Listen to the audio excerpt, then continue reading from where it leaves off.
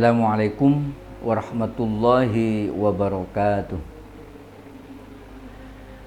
Alhamdulillahi rabbil alamin. Wa ala alihi wa sahbihi ajma'in. Man yahdihillah fala mudhillalah wa man yudlilhu fala hadiyalah. Ashhadu an la ilaha illallah wa ashhadu anna Muhammadan abduhu wa rasuluh.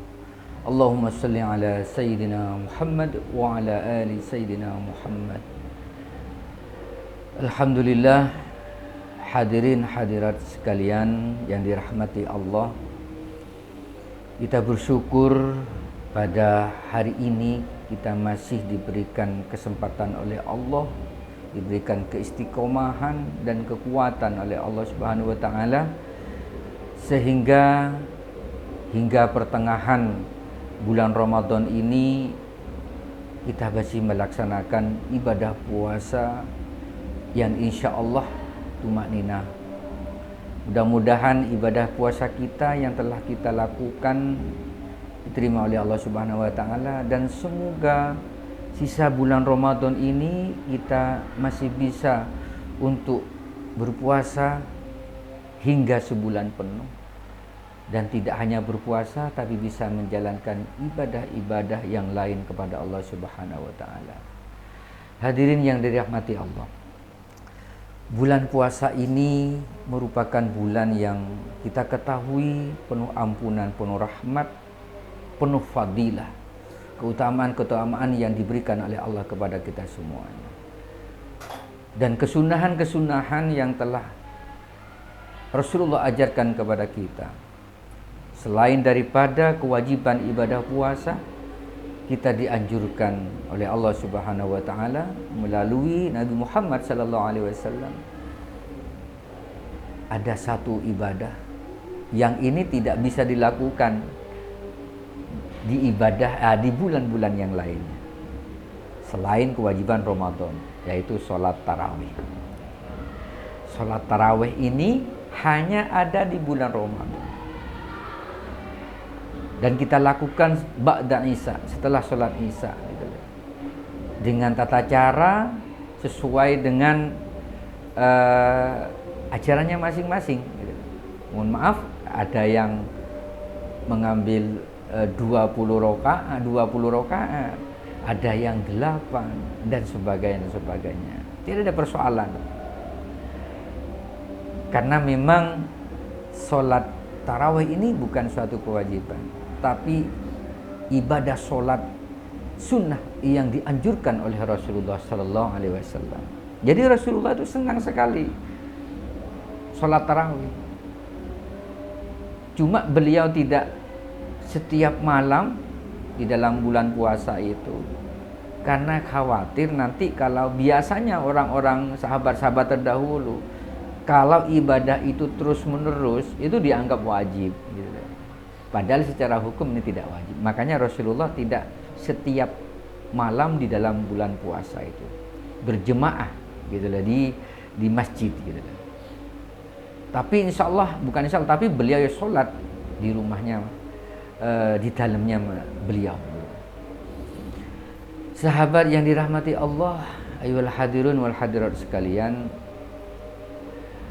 di bulan puasa ini ada satu malam maksud saya, yang menjadi dambaan dan harapan umat Islam yang beriman di seluruh dunia. Karena ada satu malam yang sudah disampaikan oleh Allah di dalam Al-Quran, surat Al-Qadar kalau tidak keliru ya. Bismillahirrahmanirrahim. Inna anzalnahu fi lailatul qadr. Lailatul qadri khairum min alfi syahr. Tanazzalul malaikatu warruhu fiha bi'idzni rabbihim min kulli amr. Salamun hiya hatta matla'il fajr. Hadirin hadirat yang dirahmati Allah, ada satu malam di bulan Ramadan ini yang merupakan satu malam yang sangat luar biasa. ketika kita beribadah di dalam satu malam itu, maka kita seakan-akan atau keutamaannya itu melebihi daripada kita ibadah 1000 bulan. Sekali kita beribadah di malam Lailatul Qadar, itu sama saja dengan kita beribadah selama 1000 bulan.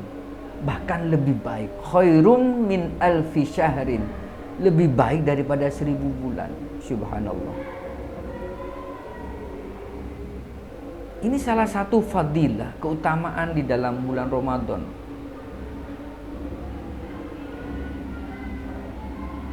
Kapan Lailatul Qadar itu? Pada hakikatnya tidak ada yang tahu, gitu.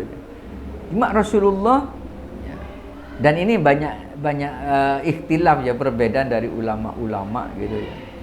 Ada yang mengatakan bisa jadi Lailatul Qadar itu ya mulai dari awal puasa bulan Ramadan.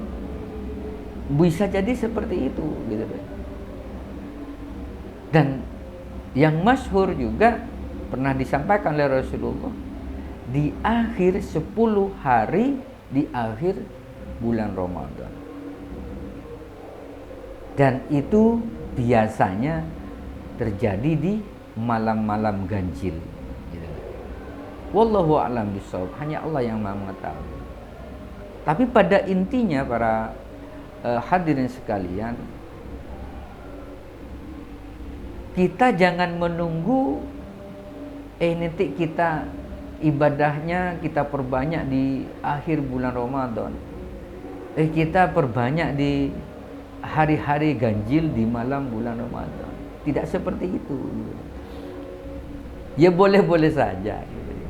Tapi yang terbaik adalah ayo kita selama bulan Ramadan ini tidak hanya di malamnya, siang harinya kita lakukan kebaikan. Malam harinya kita maksimalkan dengan kebaikan. Entah itu mengaji Al-Quran, tadarusan, ta'lim, mencari ilmu, kemudian zikir kepada Allah, solat sunnah. Dan yang juga dianjurkan ketika Lailatul Qadar itu ya iktikaf. Iktikaf itu adalah berdiam di masjid Allah senantiasa untuk ibadah kepadanya. Kemudian Lailatul Qadar itu di malam itu juga malam di mana Al-Quran itu diturunkan gitu. Kemudian Lailatul Qadar itu di keterangannya adalah penetapan takdir-takdir Allah yang telah Allah rencanakan, yang telah Allah buat itu di malam Lailatul Qadar. Ada ciri-ciri ya, atau tanda-tanda kapan sih Lailatul Qadar itu biasanya terjadi. Beberapa ulama menyampaikan biasanya di malam harinya itu suasananya itu tenang, suasananya tenang, damai gitu deh di malam itu. Ya kalau kita beruntung ingat kok suasananya enak, kok tenang banget. Nah ya kalau kita ingat ya enak, kita langsung fokus berzikir kepada Allah, lakukan ibadah, ngaji atau berzikir atau sholat apapun. Makanya tadi saya sampaikan, kalau kita sudah membiasakan selalu berzikir, selalu beribadah kepada Allah di malam harinya, bisa jadi kalau sudah setiap malam, karena satu malam itu pasti ada Lailatul Qadar, ya kita akan mendapatkannya. Jadi jangan menunggu istilahnya. Ayo kita berbuat baik. Kemudian langit cerah, tidak berawan, kemudian tidak ada bintang yang jatuh di situ. Tidak ada bintang yang jatuh. Kemudian bulan bersinar terang. Itu ciri-ciri. Kemudian di pagi harinya itu matahari terbit, sinarnya lembut, tidak panasnya tidak terik sekali. Jadi terasa di kulit itu sangat lembut gitu. Dan bahkan cenderung meredup matahari itu. Itu ketahuannya ketika sudah pagi harinya. Berarti malam harinya Lailatul Qadar. Wallahu a'lam. Ini hanya ciri-ciri yang perlu kita lakukan di dalam bulan puasa ini, dan termasuk untuk menyambut Lailatul Qadar. Karena kita tidak mengetahui pastinya kapan Lailatul Qadar, maka di dalam bulan Ramadan ini di malam harinya kita membiasakan untuk iktikaf di masjid, kemudian membaca Al-Quran, berzikir kepada Allah Subhanahu wa Ta'ala, berdoa dan memohon ampunan, juga bersedekah dan hal-hal kebaikan lainnya. Di dalam satu malam itu waktunya Lailatul Qadar itu sampai fajar, terbitnya fajar, berarti sampai sahur gitu ya, sampai sahur. Ada banyak kesempatan di malam hari, ayo kita pergunakan untuk kebaikan. Seandainya kita tidak berzikir kepada Allah Subhanahu wa Ta'ala, paling tidak kita melakukan kebaikan. Apapun kebaikan itu, silaturahmi. Ya, kita kalau kita di malam hari kemudian tepat pada Lailatul Qadar, ternyata kita tidak zikir di situ, tidak sholat, tapi kita bersilaturahmi kepada kawan-kawan kita, kepada saudara kita, dengan niatan yang baik memang untuk menjalin silaturahmi. Itu sama saja kita silaturahmi selama 1000 bulan. Artinya setiap kebaikan itu oleh Allah dinilai menjadi lebih daripada 1000 bulan. Ini menjadi harapan kita sekalian, agar supaya kita menjaga betul di dalam bulan puasa ini, sehingga kita mendapatkan Lailatul Qadar. Kita hindari ghibah, kita hindari namimah, adu domba, kita hindari tajassus, mencari kesalahan orang lain, kita hindari takabur, sombong, kita hindari hal-hal yang buruk lah, baik itu burukan di hati kita, di lisan kita, atau perbuatan kita. Kalau kita berusaha seperti itu, berarti kita melakukan kebaikan. Nah, kebaikan ini yang kita usahakan dan kita istiqomahkan, sehingga barangkali Allah mentakdirkan kita dalam kebaikan ibadah ini tepat pada Lailatul Qadar. Itu mungkin yang dapat saya sampaikan. Mudah-mudahan kita semua dilindungi oleh Allah Subhanahu wa Ta'ala, kita dan keluarga kita, anak cucu kita semuanya oleh Allah Subhanahu wa Ta'ala dijaga, ditetapkan iman, Islam, dan menjalankan syariatnya. Amin Allahumma amin. Wabillahi taufiq wal hidayah wal ridha wal inayah. Wassalamualaikum warahmatullahi wabarakatuh.